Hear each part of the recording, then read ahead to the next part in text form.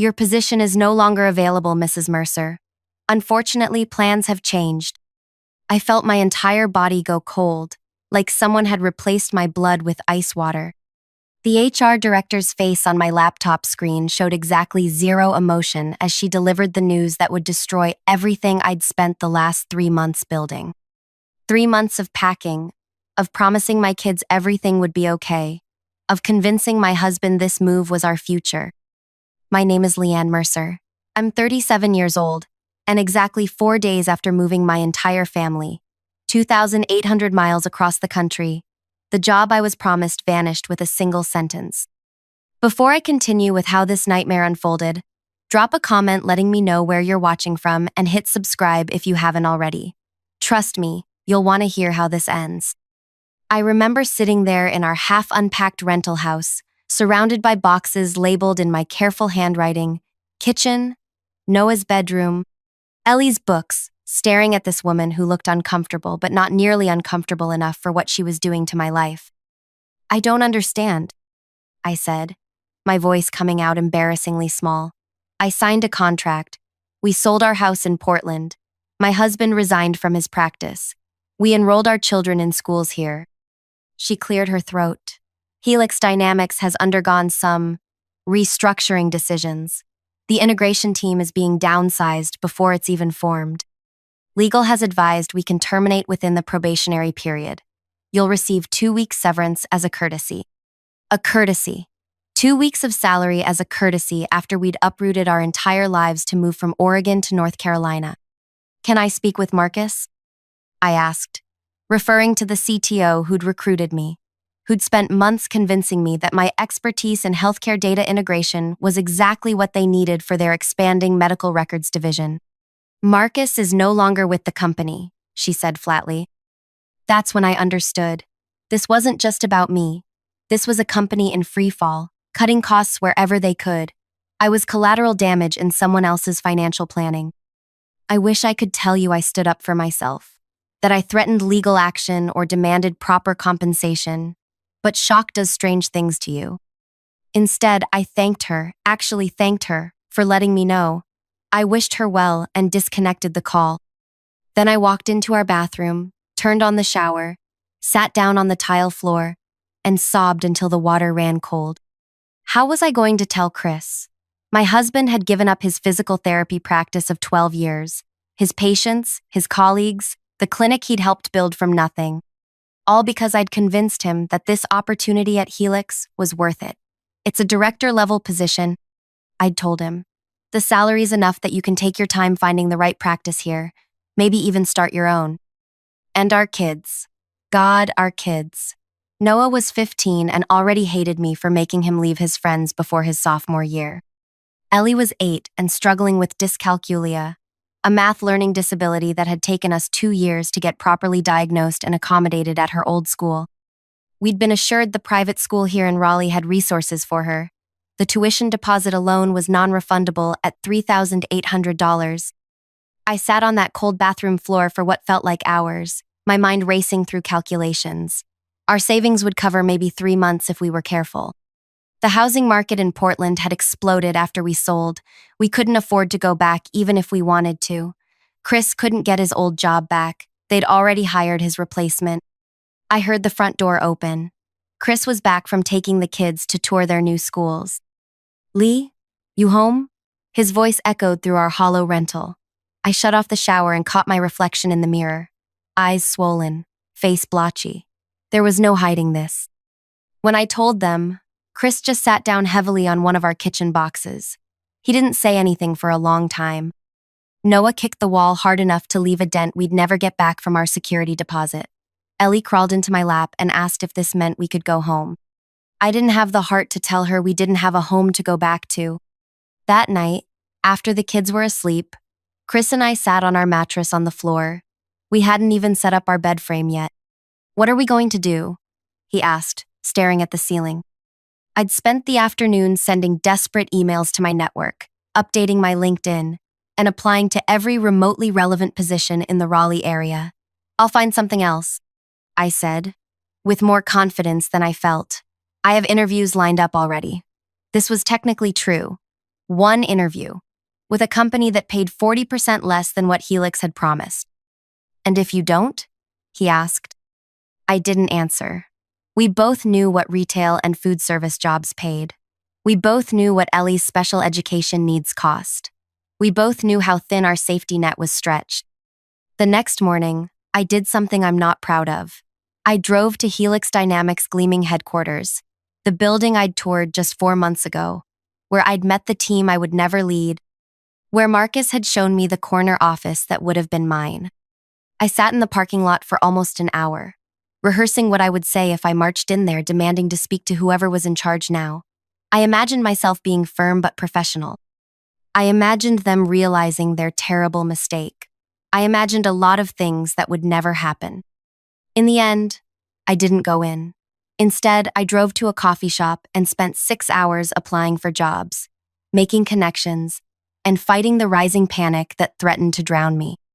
3 weeks passed. The rejections piled up. Overqualified, not quite the right fit. Went with an internal candidate. Chris found part-time work at a rehab center. Barely enough to cover groceries. Noah stopped speaking to me entirely. Ellie's new school called about adjustment concerns. Then I got the call from Daria Novak at Meridian Health Systems, Helix's biggest competitor. I heard what happened, she said. Helix is a mess right now. Half their leadership team has jumped ship. I noticed, I said dryly. We have a position that might interest you. Not director level, but senior manager. The compensation package is competitive. It was 15% less than what Helix had offered, but 30% more than anything else I'd found. I scheduled the interview for the following day. That same evening, my phone lit up with a North Carolina number I didn't recognize. Is this Leanne Mercer? A man's voice, tense and tired. Yes, who's calling? James Alderson, CEO of Helix Dynamics. My heart pounded so hard I could feel it in my fingertips. Mr. Alderson, what can I do for you? I've just learned about your situation, the termination of your contract. He sounded genuinely uncomfortable. I want to personally apologize. This should never have happened.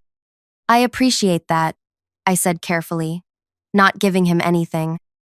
The fact is, Mrs. Mercer, we're in a difficult position. The Medicore conversion project is 6 weeks behind schedule. The client is threatening to pull out entirely. Our interim integration director doesn't understand the proprietary architecture and the documentation is insufficient. I almost laughed. I knew exactly what he was talking about. Marcus and I had discussed the Medicore project extensively. It was a $40 million contract to migrate a regional hospital network's patient data to Helix's platform. It was also the main reason they'd recruited me. I'd done similar migrations 3 times before.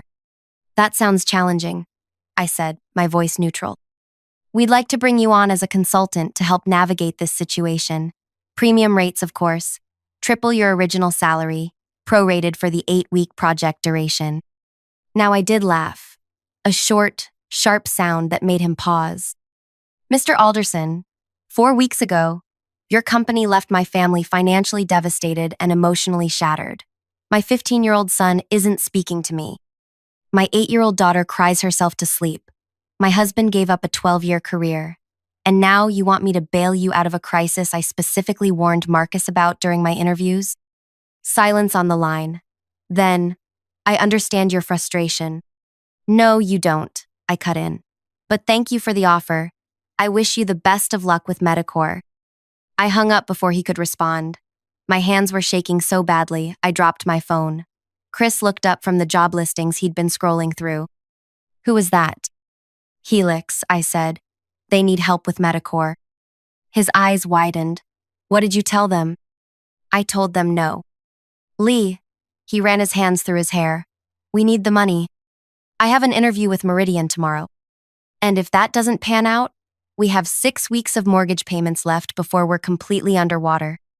He was right, but something had crystallized inside me during that call.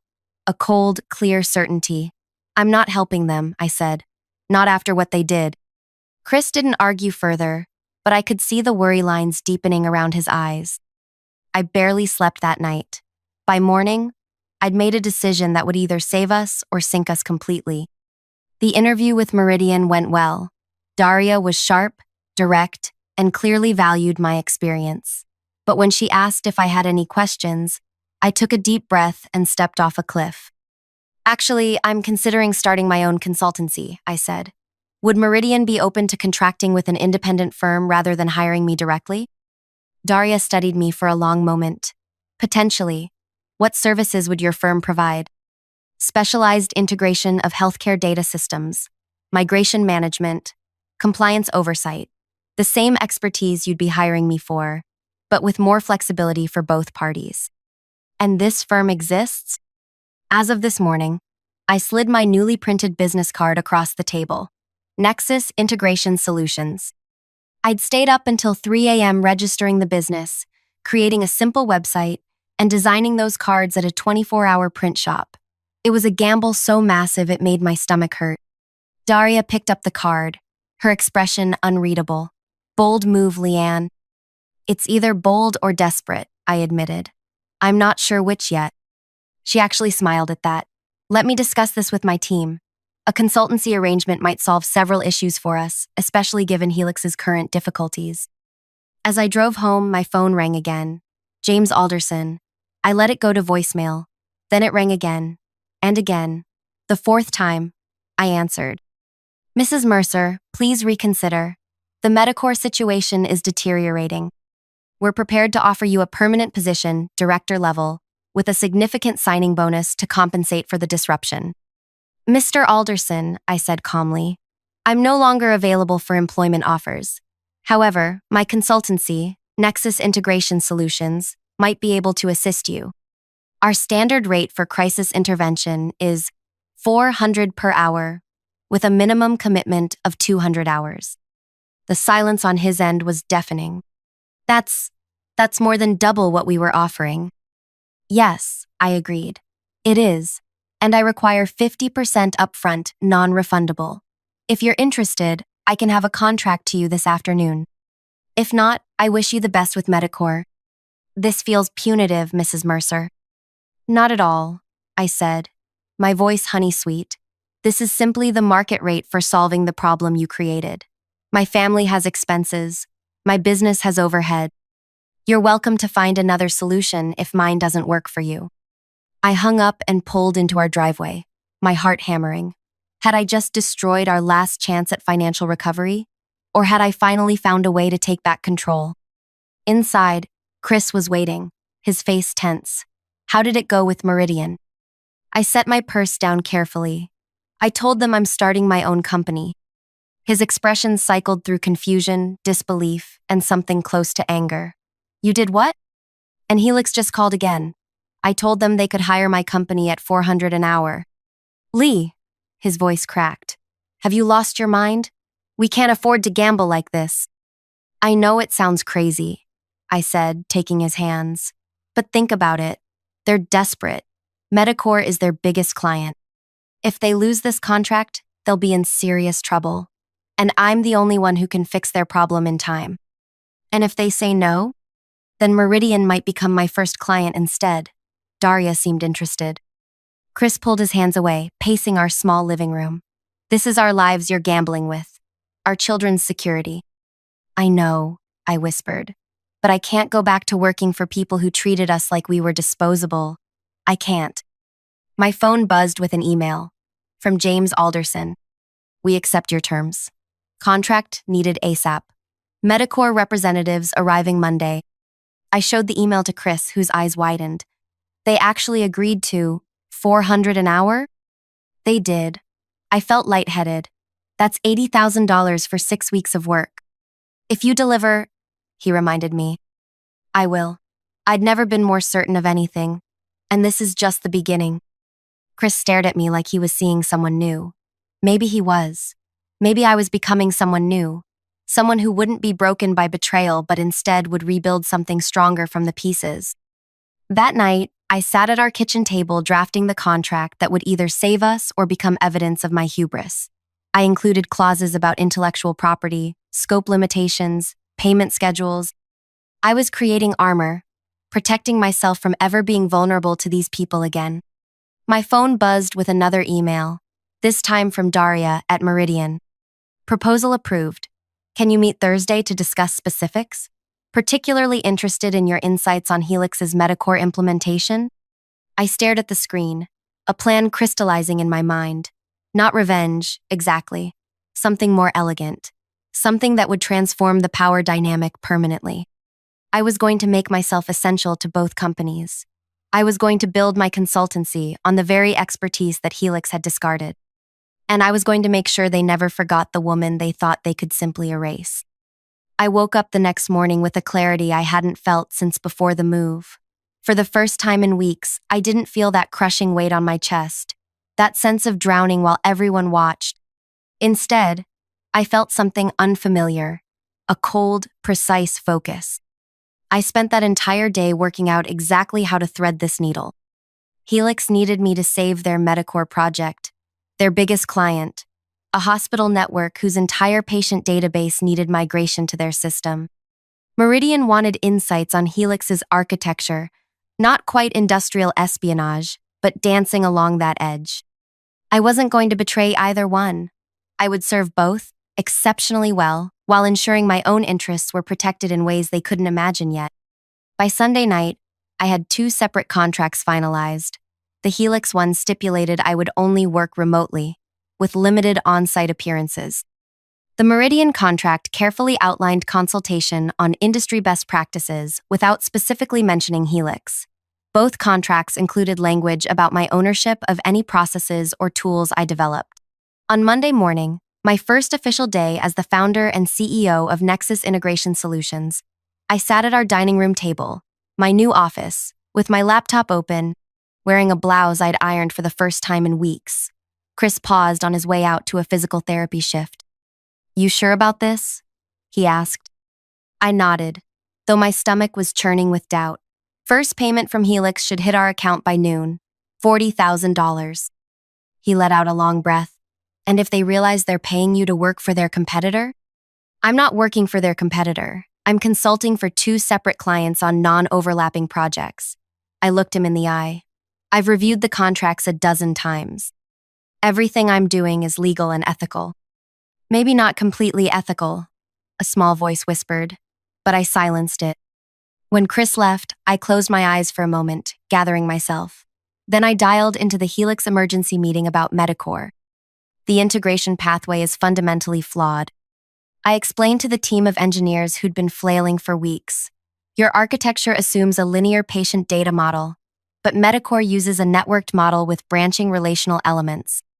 That's not what our analysis showed, stammered Raj, the interim director they'd appointed. Your analysis missed key structural elements in their legacy system, I said, not unkindly but firmly. I've outlined the necessary adjustments here.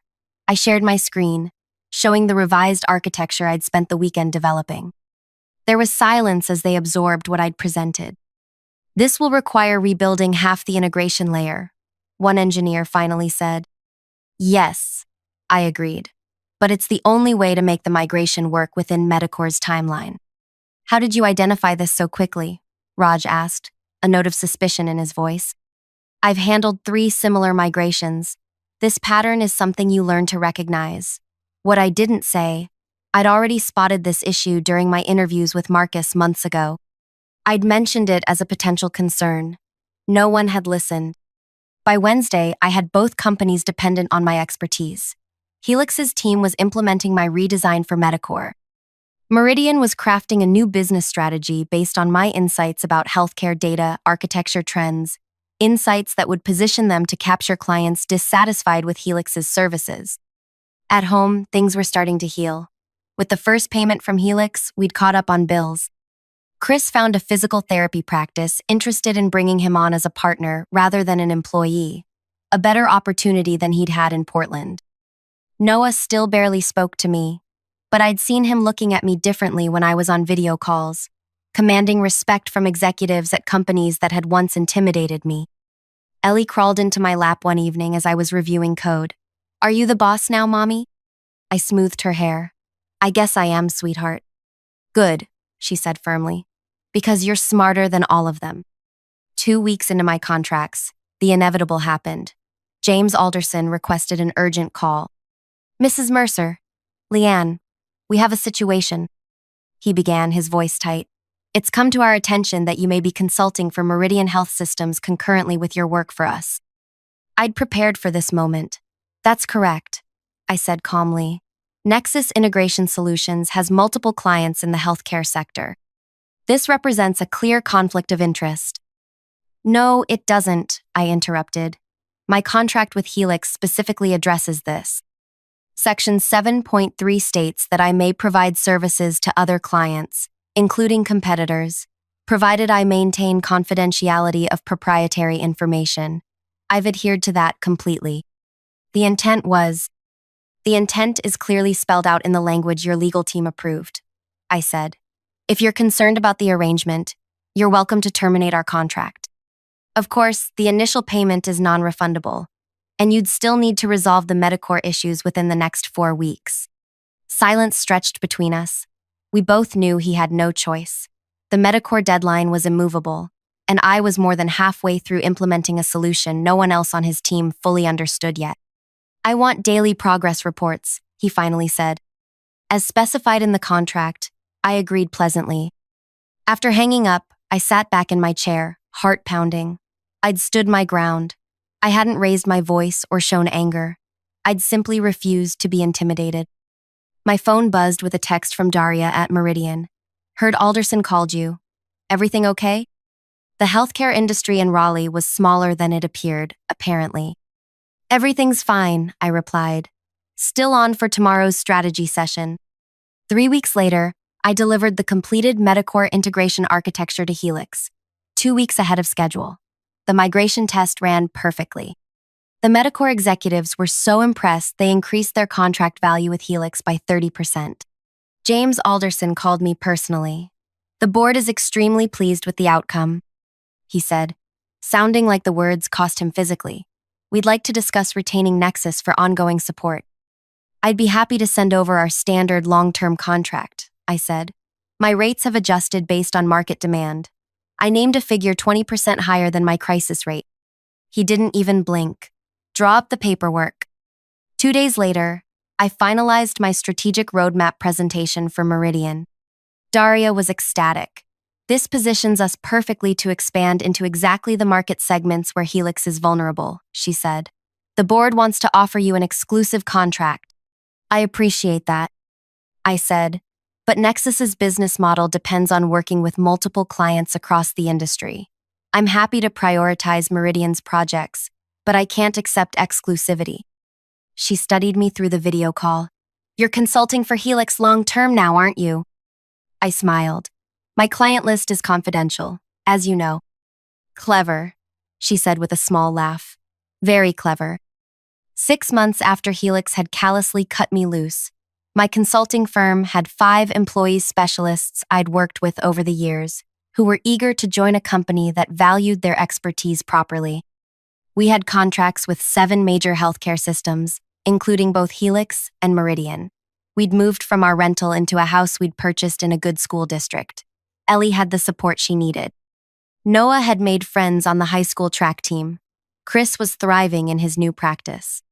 And me? I was working harder than I ever had, but on my terms, no one could fire me.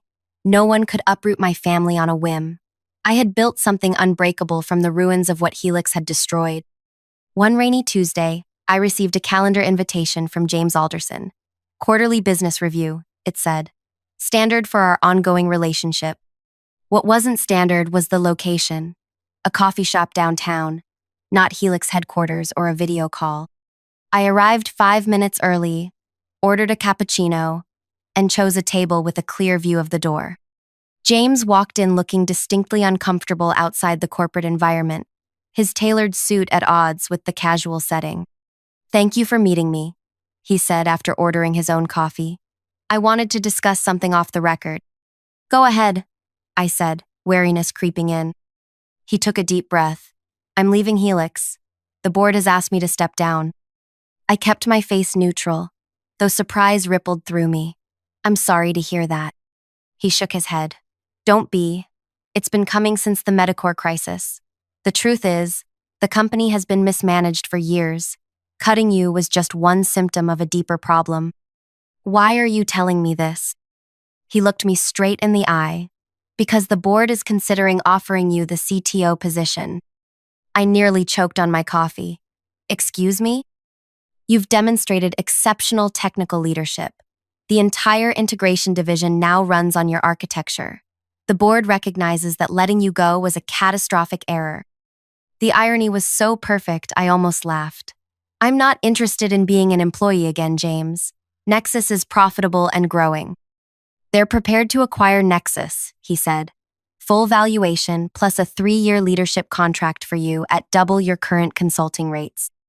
Now I did laugh. A soft, disbelieving sound. They want to buy the company they inadvertently created when they fired me. He had the grace to look ashamed. Essentially, yes.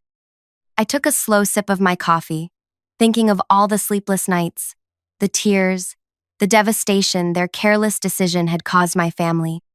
And now they wanted to throw money at the problem to buy back not just my expertise, but my loyalty. Please tell the board I'm flattered by their interest, I said carefully.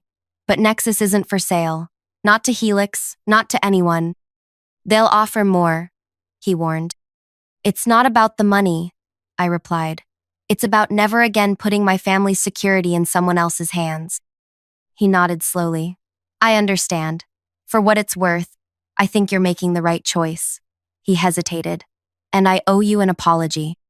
What happened to you and your family? It was unconscionable. I should have intervened. Yes, I agreed. You should have. We finished our coffee with talk of industry trends and mutual connections. As we were leaving, he paused at the door. One more thing you should know. Meridian is also preparing an acquisition offer for Nexus. I smiled. I'm aware. His eyebrows rose. And? They'll receive the same answer. Nexus remains independent. Walking to my car, I felt a sense of completion washing over me. This hadn't been about revenge, not really. It had been about rebuilding, not just my career or my family's stability, but my own sense of power and agency. 3 weeks later, I signed a joint venture agreement with a small but innovative health tech startup founded by 3 women who'd faced similar corporate betrayals. Together, we launched a platform that would help hospitals manage patient data more effectively than either Helix or Meridian could offer. Medicor was our first client. Helix's second biggest client was our second. The day we announced the venture, I received a text from Marcus, my former recruiter at Helix. Saw the news. Poetic justice. Proud of you. I didn't respond. I didn't need his approval anymore. That evening, I sat on our back deck watching Noah and Chris toss a football while Ellie practiced cartwheels in the grass. My phone buzzed with another partnership inquiry from a hospital system looking to escape their contract with Helix. Everything okay? Chris called, noticing me looking at my phone. Everything's perfect, I said, setting the phone aside. And for the first time in a very long time, I meant it. The company that thought I was disposable had created their own most formidable competitor. The job they'd taken from me had forced me to create something far more valuable. The security they'd stolen from my family had been replaced by something no one could ever take away. That wasn't revenge. That was justice. And justice, I discovered, tastes sweeter than revenge ever could. Have you ever been betrayed by a company you trusted? How did you rebuild afterward? Would you have handled things differently than I did? Sometimes our greatest strengths emerge only after we've been broken apart and have to reassemble ourselves. If this story resonated with you, hit that subscribe button and share your own corporate horror stories in the comments below. Remember, the best revenge isn't about destroying others. It's about building yourself into someone they can't ignore and can never control again.